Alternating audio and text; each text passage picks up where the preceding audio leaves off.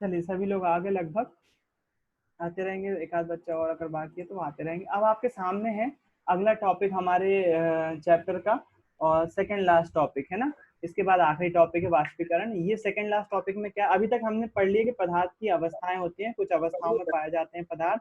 अब जो हम देखने वाले हैं वो ये देखने वाले हैं कि क्या पदार्थ की अवस्थाओं को परिवर्तित किया जा सकता है, बदला जा सकता है। क्या ठोस को द्रव में कन्वर्ट कर सकते हैं, क्या द्रव को गैस में कन्वर्ट कर सकते हैं, क्या गैस को ठोस में कन्वर्ट किया जा सकता है, मतलब पदार्थ की अवस्थाओं को बदला जा सकता है कि नहीं, है ना। आज का अपना क्वेश्चन क्या है, ये है कि पदार्थ की अवस्थाओं को बदला जा सकता है कि नहीं। तो इसमें दो टॉपिक आते हैं, पहला आता है तापमान परिवर्तन का प्रभाव और दूसरा आता है दाब का प्रभाव। जिसमें से तापमान परिवर्तन का प्रभाव इम्पोर्टेंट है ना, कि तापमान में परिवर्तन करके हम किस प्रकार से किसी पदार्थ की अवस्था को बदल सकते हैं। तो पहली बात, इसमें हम एक प्रैक्टिकल करेंगे। इस प्रैक्टिकल में हम क्या करेंगे, एक बीकर लेंगे, उसमें जो है वो बर्फ डालेंगे। बर्फ अवेलेबल नहीं हो पाती है, हम उसको बोलते हैं जल का क्वथनांक ज्ञात करना। क्वथनांक क्या होता है, गणनांक क्या होता है, इसी स्लाइड में अपन सीखेंगे, है ना। तो तापमान परिवर्तन का प्रभाव मतलब कि क्या ये टॉपिक हमको सिखाएगा, क्या ये टॉपिक हमको सिखाएगा क्या क्या किसी पदार्थ के तापमान में परिवर्तन करके उसकी अवस्था बदली जा सकती है क्या। ये टॉपिक क्या समझाएगा, किसी पदार्थ के तापमान में वृद्धि करके क्या उसकी अवस्था परिवर्तित की जा सकती है। उदाहरण लेते हैं, जल जो है वो द्रव अवस्था में, पानी जो है वो द्रव अवस्था में, यदि हम उसका तापमान बढ़ाएं या फिर उसको गर्म करें, उसको किसी बर्तन में रखकर उसको गर्म करें, क्या वो गैस में परिवर्तित नहीं होगा, बिल्कुल होगा, है ना। मतलब कि क्या, हम यदि किसी पदार्थ में तापमान बढ़ाएं, उसके तापमान में परिवर्तन करें, तो उसकी अवस्था में परिवर्तन किया जा सकता है ना। पहली बात तो ये हो गई। दूसरी बात, इसके लिए हमें एक प्रैक्टिकल करना होगा। उस प्रैक्टिकल के लिए जैसा मैंने बताया आपको, हमें एक जो है वो थर्मामीटर की जरूरत होगी, बीकर की जरूरत होगी, ट्राइपॉड लगेगा और लोहे का स्टैंड रहेगा जिसमें हम थर्मामीटर फिक्स कर देंगे।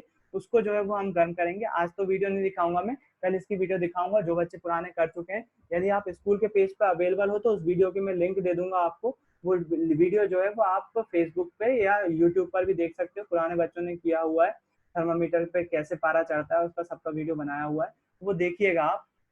मतलब क्या है, मतलब ये है कि यदि हम किसी पदार्थ में तापमान बढ़ाएं तो क्या हो जाता है, उसमें जो है वो उसके कण जो है वो गति करने लगते हैं, और एक टाइम ऐसा आता है कि वो जो कण जो है वो चेंज हो जाते हैं दूसरी।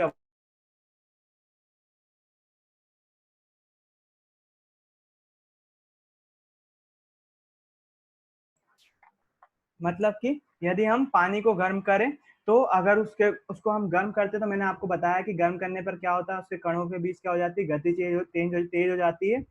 गति तेज हो जाती है तो क्या हो जाते हैं, वो जो पानी के कण होते हैं वो वाष्पीकृत होकर हवा में आ जाते हैं, गैस में कन्वर्ट हो जाते हैं। मतलब कि क्या हो जाती है, द्रव जो है, पानी जो है वो द्रव था, द्रव अवस्था से काय में कन्वर्ट हो गए, वो गैस में कन्वर्ट हो गए। मतलब तापमान बढ़ाने पर जो है वो इसको जो है वो बदला, मतलब कि इसको अवस्था, पदार्थ की अवस्था जो है वो बदली जा सकती है ना। अब बात करते हैं हम तापमान की मात्रक की।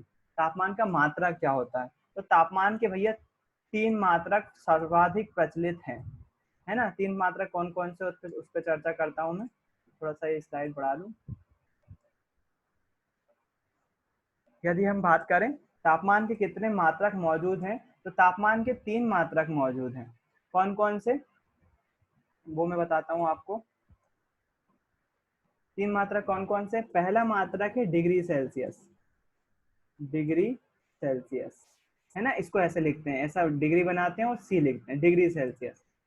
इसमें किसको नापते हैं, आप देखोगे जब भी मौसम की अपने पास न्यूज आती है तो बोलते हैं पारा 37 डिग्री सेल्सियस हुआ। अपने अपने मोबाइल देखोगे यदि आप, तो आपको मोबाइल में सामने ही दिख जाएगा कि आज का टेम्परेचर कितना है ना। यदि टेम्परेचर की बात करो तो वो कितना अभी का टेम्परेचर यदि मैं बताऊं, मेरे मोबाइल में जो दिखा रहा है वो दिखा रहा है अभी 34 डिग्री सेल्सियस, है ना, 34 डिग्री सेल्सियस। तो डिग्री सेल्सियस डिग्री में लिखा रहता है ना, तो वो डिग्री मतलब होता है डिग्री सेल्सियस में लिखा हुआ है। और आप देखोगे अगर पेपर पढ़ते होगे तो बोलते हो कि आज का भोपाल का जो अधिकतम तापमान है वो जो है वो 40 डिग्री सेल्सियस है। मतलब ऐसा बोल सकते, पेपर में पढ़ते हैं कि 40 डिग्री सेल्सियस, मतलब तापमान को एक इकाई नापते हैं, उसको डिग्री सेल्सियस में नापते हैं, है ना। एक इकाई ये हो गई। दूसरी इकाई होती है केल्विन, दूसरी इकाई होती है केल्विन, है ना, इसको के से दर्शाते हैं। और तीसरी जो इकाई होती है वो होती है फ़ारेनहाइट, इसको फ़ारेनहाइट से दिखाते हैं और डिग्री फ़ारेनहाइट बोलते हैं, इसको डिग्री फ़ारेनहाइट बोलते हैं। ये क्या क्या होती हैं, उसके बीच जो है वो संबंध भी है, एक दूसरे के बीच संबंध भी है कि कितने डिग्री सेल्सियस कितने केल्विन के बराबर होता है, कितने डिग्री फ़ारेनहाइट कितने डिग्री सेल्सियस के बराबर होता है, केल्विन के बराबर होता है, ये सारी चीजें हैं। तो यदि हम बात करें आपके डिग्री सेल्सियस, आपको जो कोर्स में है वो ये वाला है, कोर्स में जो है वो ये वाला पोर्शन है डिग्री सेल्सियस और केल्विन में। तो एक संबंध आपको याद रखना है। अगर मैं बात करूं 0 डिग्री सेल्सियस की, 0 डिग्री सेल्सियस, 0 डिग्री सेल्सियस किसके बराबर होता है, वो 273 केल्विन के बराबर होता है।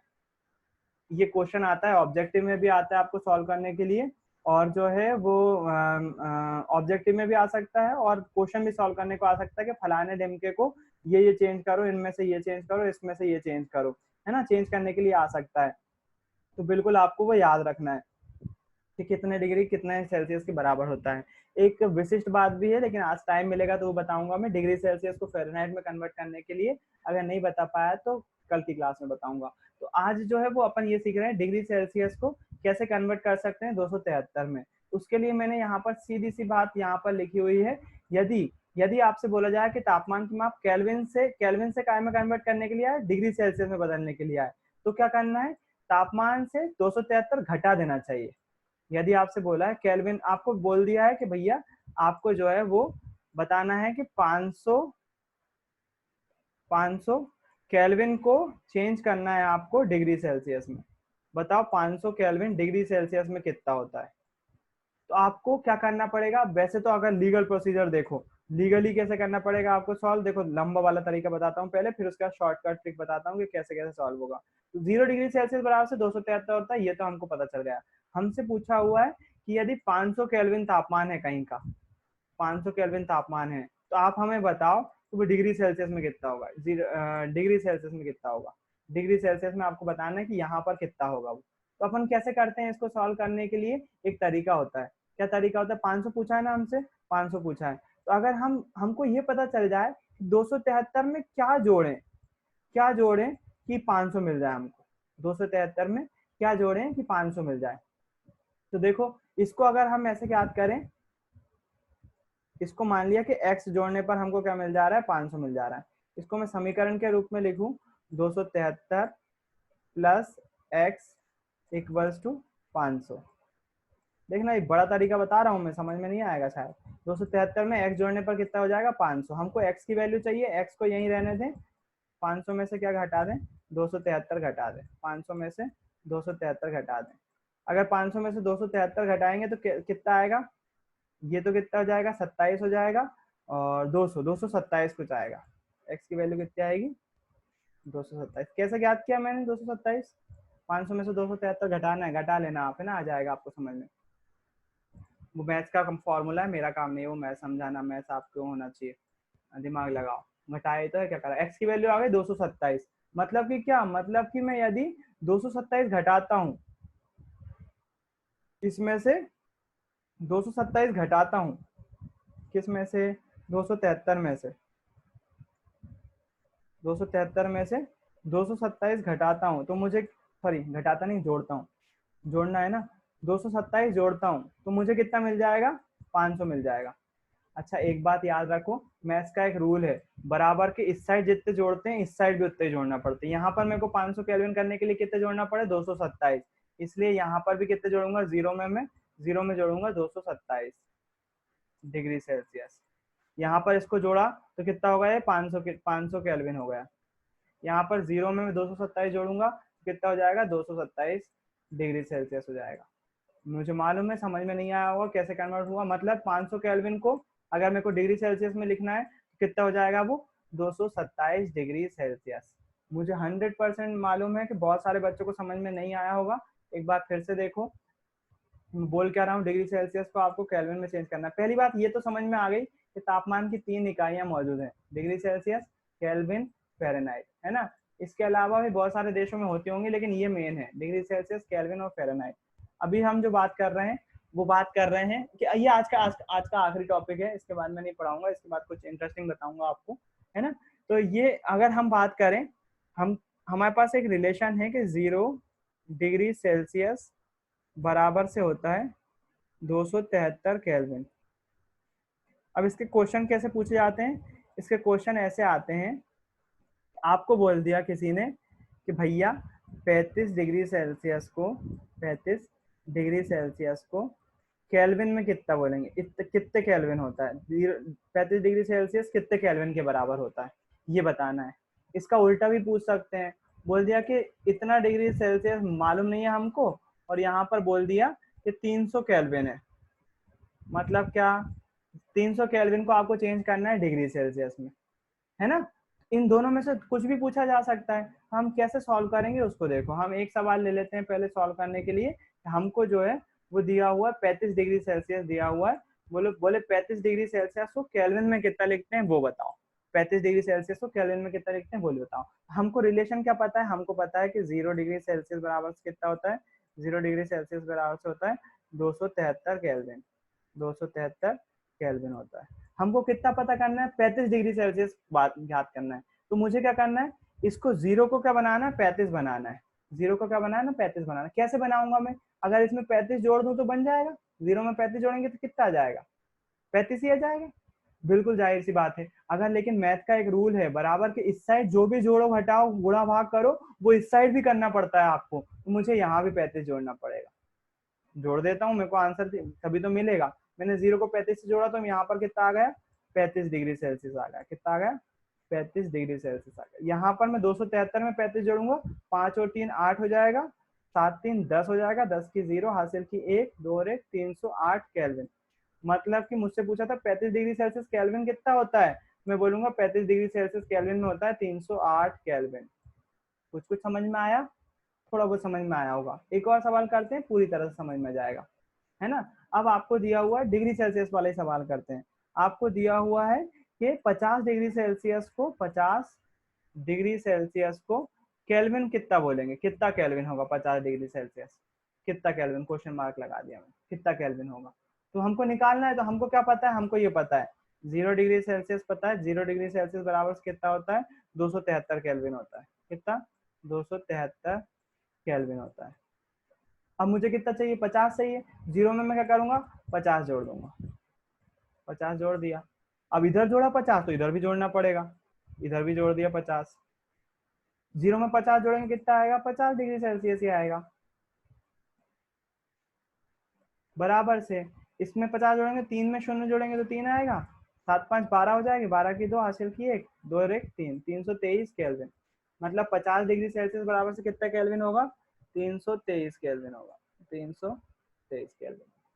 सही है, समझ में, आप समझ में आया होगा शायद, है ना। इसके बाद मैं एक और बात करता हूँ, अब इसको केल्विन को डिग्री सेल्सियस में कन्वर्ट करता हूँ।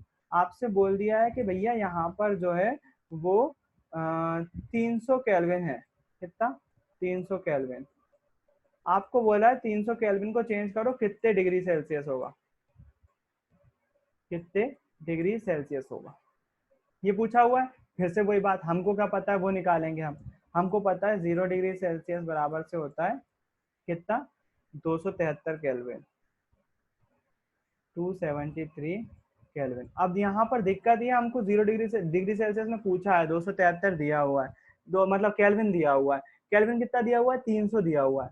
अब 300 यहाँ तो 273 ही है, तो 273 300 में से कितना कम है, 300 में अगर 273 में मैं 27 जोड़ दूं, 7 जोड़ूंगा 280 हो जाएगा, 20 जोड़ूंगा 300 हो जाएगा, मतलब कितना जोड़ दूं, 27 इसमें जोड़ दूं, किसमें, केल्विन में 27 जोड़ दूं तो ये कितना हो जाएगा, 300 केल्विन हो जाएगा। यही तो हमसे पूछा है। मैथ का रूल यहाँ पर भी लगेगा, यहाँ 27 जोड़ रहे हो तो यहाँ पर भी 27 जोड़ो, और अगर 0 में 27 जोड़ेंगे तो कितना आ जाएगा, 27 डिग्री सेल्सियस हो जाएगा, 27 डिग्री सेल्सियस। सही है, मतलब 300 केल्विन किसके बराबर होगा, 27 के। आंसर कितना आ गया, 27 डिग्री सेल्सियस। एक और करके देख लेते हैं ताकि कंफ्यूजन जितना भी अगर थोड़ा बहुत हो वो पूरा तरह से दूर हो जाए। यहाँ पर मैं लेता हूँ 500 केल्विन, 500 केल्विन 500 केल्विन अभी करा था। मैं लेता हूँ 400 केल्विन। 400 केल्विन को चेंज करना है डिग्री सेल्सियस में। कितने डिग्री सेल्सियस होगा? फिर से वही बात, हमको रिलेशन क्या दिया हुआ है, 0 डिग्री सेल्सियस बराबर से 273 केल्विन। ठीक, हमको कितना दिया हुआ है, 400 केल्विन दिया हुआ है। हम इसमें कितना जोड़ें कि 400 हो जाए? हम इसमें कितना जोड़ें कि 400 हो जाए? कितना जोड़ेंगे, 27 ही हो जाएगा तो 300 हो जाएगा, और 100 और जोड़ेंगे तो 400 हो जाएगा। तो 100 और 27 यानी कि 127 जोड़ेंगे यहाँ पर तो 400 हो जाएगा। आप 400 में से 273 माइनस कर देना तो पता चल जाए। 127 यहाँ जोड़ रहे हैं तो 400 केल्विन आ रहा है। जब यहाँ इतना जोड़ रहे हैं तो यहाँ भी जोड़ना पड़ेगा। यहाँ जोड़ दिया 127, 0 में 127 जोड़ेंगे कितना आएगा, 127 ही आएगा। तो कितना डिग्री सेल्सियस हो जाएगा, 127 डिग्री सेल्सियस हो जाएगा। अब मेरे ख्याल से बात समझ में आ गई होगी। इसी को एक ट्रिक के माध्यम से भी याद कर सकते हो आप। ट्रिक क्या है? ट्रिक ये है, तापमान की माप केल्विन से सेल्सियस में बदलने के लिए दिए हुए तापमान में से 273 घटा देना चाहिए। मतलब कि क्या, यदि हमको केल्विन से, अगर किसी ने दिया हुआ है, मान लीजिए दिया हुआ है कि 400 केल्विन, फिर से ले लेता हूँ, 400 केल्विन दिया हुआ और इसको कन्वर्ट करना है डिग्री सेल्सियस में, कि डिग्री सेल्सियस क्या है। कुछ भी नहीं करो आप, अगर जब भी आपको दिया हुआ केल्विन से सेल्सियस में बदलना है तो दिए हुए तापमान में से 273 घटा दो। हमको कितना दिया हुआ है, 400 दिया हुआ है ना, इसमें से माइनस कर दो 273। जो भी आंसर आएगा वही आपका डिग्री सेल्सियस में होगा। 400 में से 273 माइनस करें, 10 10 में से 3 गया 7। अब देखना मैथ कर रहा हूँ मैं यहाँ पर सिंपल। यहाँ पर 9, 9 में से 2 7 गया 2, यहाँ पर 3, 3 में से 1 गया 1। बड़ी संख्या प्लस की, इसलिए प्लस का 127 डिग्री सेल्सियस डायरेक्ट आ गया। कहाँ की माथा पच्ची कर रहे थे अपन, इतनी बड़ी मेथड से कर रहे थे। ये ट्रिक से सॉल्व करना है। उसका दूसरी ट्रिक क्या दी हुई, सेल्सियस से केल्विन में बदलने के लिए दिए हुए तापमान में 273 जोड़ देना चाहिए। सेल्सियस से केल्विन, मतलब कि यदि आपको दिया हुआ है कि 47 डिग्री सेल्सियस को, 47 डिग्री सेल्सियस को केल्विन में बदलो, कुछ नहीं करना, इसमें आप 273 जोड़ दो, 273 जोड़ दो। 7 3 10, 0 हासिल की 1, 7 4 11 और 1 12 की 2 हासिल की 1, 2 और 1 3, 320 केल्विन। 47 डिग्री सेल्सियस किसके बराबर होगा, 320 केल्विन के। बड़ी संख्या का आई की प्लस की तो प्लस का आएगा। क्यों बोल रहा हूँ मैं बार बार बड़ी संख्या प्लस की है माइनस की है, उसके लिए देख लो। एक आपको जो क्वेश्चन दे रहा हूँ, मतलब एक क्वेश्चन आपको माइनस वाला सब करके बता दे रहा हूँ, माइनस भी आ सकता है, इसलिए आपसे बोला हुआ है कि भैया आप मुझे बताओ कि 200 केल्विन डिग्री सेल्सियस में कितना होता है। कितना बोल दिया, 200 केल्विन डिग्री सेल्सियस में कितना होता है। तो केल्विन से डिग्री सेल्सियस में करने के लिए क्या करते हैं, हम माइनस कर देते हैं 273 का। अब 200 में से आपको कितने माइनस करना है, 273 माइनस करना है। करते हैं माइनस, जाएगा क्या, माइनस होगा क्या? छोटी संख्या में से बड़ी संख्या घटती है क्या? नहीं घटती, बड़ी में से छोटी घटती है। तो मैं 273 में से 200 माइनस करूंगा, 273 में से 200 माइनस करूंगा तो कितना बचेगा, 73 बचेगा।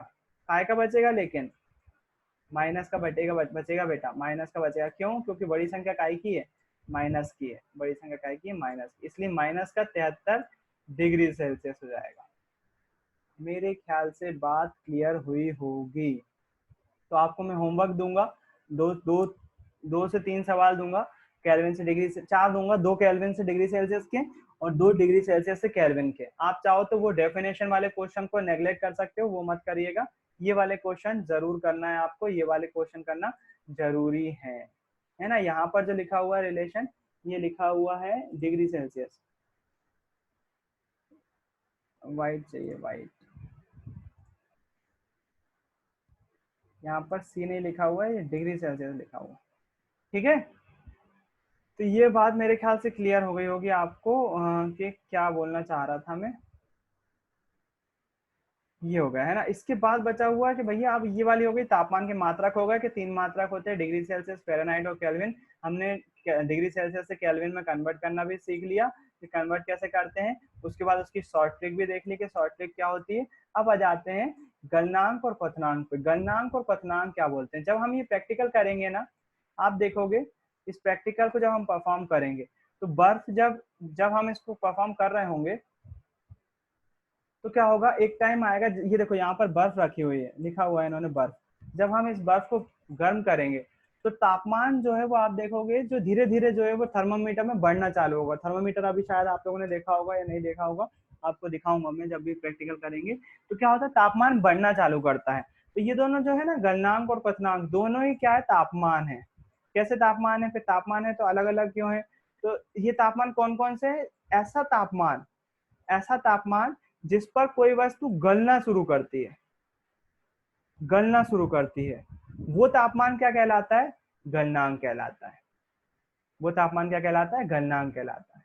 और ऐसा तापमान जिस पर कोई वस्तु उबलना चालू करती है, वो तापमान कहलाता है क्वथनांक। क्या बोला मैंने, गलनांक किसको बोलते हैं और क्वथनांक किसको बोलते हैं, ऐसा तापमान, दोनों ही क्या है, तापमान है। ऐसा तापमान जिस पर कोई वस्तु गलना प्रारंभ करती है, कोई वस्तु गलना प्रारंभ करती है, ऐसा तापमान क्या कहलाता है, गलनांक कहलाता है। फिर उसके बाद कोई वस्तु जिस पर उबलना प्रारंभ करती है, क्वथनांक मतलब की हो जाता है उबलना। कोई वस्तु जिस तापमान पर उबलना प्रारंभ करती है उसको हम बोलते हैं क्वथनांक। ये दोनों ही क्या है, दोनों ही तापमान है, गलनांक हो चाहे क्वथनांक हो, दोनों ही क्या है, तापमान है। ऐसा तापमान जिस पर कोई वस्तु गलना प्रारंभ करती है, मतलब गलना मतलब जैसे बर्फ रखते हैं ना अपन, बर्फ धीरे धीरे पिघलना चालू कर देती है, ऐसा तापमान जिस पर पिघलना चालू कर देती है वो क्या कहलाता है, गलनांक कहलाता है। और क्वथनांक क्या कहलाता है, क्वथनांक जिस पर उबलना चालू कर देती है। तो पानी का जो क्वथनांक होता है, यानी कि जो बर्फ होती है, बर्फ का जो गलनांक होता है वो 0 डिग्री सेल्सियस होता है। मतलब 0 डिग्री सेल्सियस पे क्या होता है, पानी जो है वो गलना प्रारंभ कर देता है। और क्वथनांक क्या होता है, क्वथनांक होता है इसका 100 डिग्री सेल्सियस। कितना, 100 डिग्री सेल्सियस। मतलब उबलेगा कितने पे पानी, 100 डिग्री सेल्सियस पे, गलना काय पे चालू कर देगा, 0 डिग्री सेल्सियस पर। अच्छा, इस प्रैक्टिकल में एक बहुत अच्छी चीज छुपी हुई है। वो चीज क्या छुपी हुई है, आप जब थर्मामीटर को देखोगे ना और इसमें जब बर्फ भरा हुआ होगा तो यहाँ पर जो तापमान होगा वो 0 डिग्री सेल्सियस बता रहा होगा। और हमने इसको गर्म करना चालू कर दिया, गर्म करना चालू कर दिया तो बर्फ पिघलना चालू कर देगा, बर्फ धीरे धीरे पिघलेगा ना, आप बिल्कुल समझ सकते हो, बिल्कुल धीरे धीरे पिघलेगा। और जब वो धीरे धीरे पिघलेगा ना, जब तक पूरा बर्फ पिघल नहीं जाता, जब तक पूरा बर्फ नहीं पिघल जाता, ये टेम्परेचर 0 ही रहेगा। ये टेम्परेचर 0 रहेगा कब तक, जब तक कि पूरा बर्फ नहीं पिघल जाता। यद्यपि हम नीचे से उसको गैस दे रहे हैं, लगातार गैस दे रहे हैं, लेकिन तापमान 0 ही बना रहेगा। कब तक, जब तक कि पूरा बर्फ पिघल कर पानी नहीं बन पाता। एक बार वो पानी बन गया, फिर उसके बाद जो है वो तापमान राइज करना शुरू होगा और 0 से लेकर फिर 100 डिग्री सेल्सियस तक जाएगा। और 100 डिग्री सेल्सियस जाने के बाद क्या हो जाएगा, वो जो है वो उबलना प्रारंभ कर देगा। मेरे ख्याल बात समझ में आई मैंने क्या बोला। इस प्रैक्टिकल में हमने एक बीकर लिया, बीकर को नीचे से गर्म करना शुरू करा, उसमें थर्मामीटर लगा दिया। थर्मामीटर सभी समझते हैं। तो मैं बोलना क्या चाह रहा हूँ इस बात में, बोलने सीखने वाली बात क्या है, सीखने वाली बात ये है कि जब हम किसी बर्फ को गर्म करते हैं, यदि किसी बर्फ को गर्म कर रहे हैं, उसमें थर्मामीटर लगा दिया हमने, तो जब तक हम जैसे जैसे गर्म कर रहे हैं ना, उसको गर्म कर रहे हैं तो ऊष्मा बढ़ना चाहिए, तापमान बढ़ना चाहिए, लेकिन वो नहीं बढ़ेगा। कब तक नहीं बढ़ेगा, वो जब तक नहीं बढ़ेगा जब तक कि पूरा के पूरा बर्फ जो है वो पिघल नहीं जाता। जब तक पूरा बर्फ नहीं, फिर वो जो हम नीचे से ऊष्मा दे रहे हैं या ऊर्जा दे रहे हैं, वो ऊर्जा कहाँ जा रही है, वही फिर अगला कॉन्सेप्ट आता है गुप्त ऊष्मा का या फिर प्रक्षुब्ध ऊष्मा का, जिसके बारे में हम कल चर्चा करेंगे, है ना। तो आज के लिए जो है वो इतना ही काफी था। आपको होमवर्क जो है मैं कुछ सवाल दे रहा हूँ, 4 सवाल दे रहा हूँ, वो सवाल आपको सॉल्व करना है। अगर आप बोनस वो करना चाहते हैं तो वो जो डेफिनेशन मैंने आज जो आपको समझाई है, दृढ़ता की, संपीड़ितता की, तरलता की और घनत्व की, और किसी बर्तन में गैस को भरने की 4-5 डेफिनेशन बताई है। एक वो डेफिनेशन आपको एक पेज पर लिखना है। जितने बच्चे कर सकते हैं बहुत अच्छी बात, जितनी डेफिनेशन करते बने आपसे उतनी डेफिनेशन लिखना, जितनी याद हो उतनी लिखना, अपनी मर्जी से लिखना, कोई दिक्कत नहीं। गलती होगी तो मैं सुधारूंगा, बताऊंगा कहाँ गलती कर रहे हो, थोड़ा सुधर सकता है कि नहीं, मैं बिल्कुल आपको गाइड करूंगा। और दूसरे कुछ क्वेश्चन दे रहा हूँ वो सभी के लिए कंपलसरी है। वो क्वेश्चन आप क्या है, केल्विन से डिग्री सेल्सियस में चेंज करना है और डिग्री सेल्सियस से केल्विन में चेंज करना है, कुछ न्यूमेरिकल दे रहा हूँ, है ना। तो आज की क्लास अपन यहीं पर खत्म करते हैं। इसी के साथ साथ आज का एक प्रैक्टिकल है जो आप लोगों में से बहुत सारे लोगों ने करा होगा, एक बार फिर से कर लीजिएगा, जिन्होंने नहीं करा है वो पहली बार कर लीजिएगा। उस प्रैक्टिकल में आपको क्या करना है, आपको घर में हल्दी होती है, हल्दी सभी ने देखी है, उस हल्दी को एक प्याली में लेना है, छोटी सी प्याली लेना, उसमें आधी चम्मच हल्दी डाल देना और हल्का सा पानी डाल देना, ज्यादा मत डालना, इतना डालना कि हल्दी गीली हो जाए। है ना, मतलब सूखी ना रहे, थोड़ी सी गीली हो जाए, थोड़ी सी लूज रहे, लूज मतलब हिल, ऐसे हिल, तरल अवस्था में रहे, है ना। उसके बाद उसमें हल्का सा, बिल्कुल जरा सा चूना या चौक के, चौक को तोड़कर, चौक डालोगे तो नहीं होगा, पीओपी रहती है उसमें, चूना अगर घर पे है, आसपास मिल जाएगा, कोई ना कोई चूना खाता ही होगा, हल्का सा उसमें चूना डालोगे तो क्या देखने वाले हो, उसका कलर चेंज होने वाला है। आप सभी जानते हो हल्दी में यदि हम चूना डालेंगे तो वो लाल हो जाएगी ना। लेकिन इसके आगे भी एक प्रैक्टिकल है जो कि बच्चे नहीं करते हैं। इसके आगे क्या प्रैक्टिकल है, आप यदि उसमें चूना कम डालना, मैं फिर बोल रहा हूँ, जितना ज्यादा चूना डाल दोगे उतना गड़बड़ हो जाएगा, हल्का सा चूना डालना, बिल्कुल जरा सा डालोगे उसमें ही वो लाल हो जाएगी। उसके बाद क्या करना है, आप घर में नींबू होगा, नींबू का रस वापस डालना, आप देखोगे जैसी रस उसमें डालोगे ना, वो हल्दी का कलर फिर से वापस जो है वो येलो हो जाएगा। बात समझ में आई क्या बोला मैंने। आपको क्या करना है, हल्दी लेना है, हल्दी में पानी डाल देना है, थोड़ी सी उसको गीली कर लेना है, उसमें अगर आप चूना डालोगे तो क्या होने वाला है, उसका रंग लाल हो जाएगा, सभी जानते हैं, बहुत अच्छा कॉमन सी बात है ये तो, घर में भी सभी जानते होंगे। उसके बाद क्या करना है, आगे प्रैक्टिकल करना है, और उसमें क्या करना है, नींबू का रस मिलाना है, नींबू का रस जैसे मिलाओगे हल्दी का रंग वापस जो है वो येलो येलो हो जाएगा, है ना। करके देखना ये वाला प्रैक्टिकल, और फिर बताइएगा हुआ कि नहीं हुआ। ठीक है, आज की क्लास यहीं रखते हैं, कल फिर मिल, अच्छा एक और बात पूछना है मुझे, ठीक है, ये रिकॉर्डिंग में यहीं बंद कर रहा हूँ।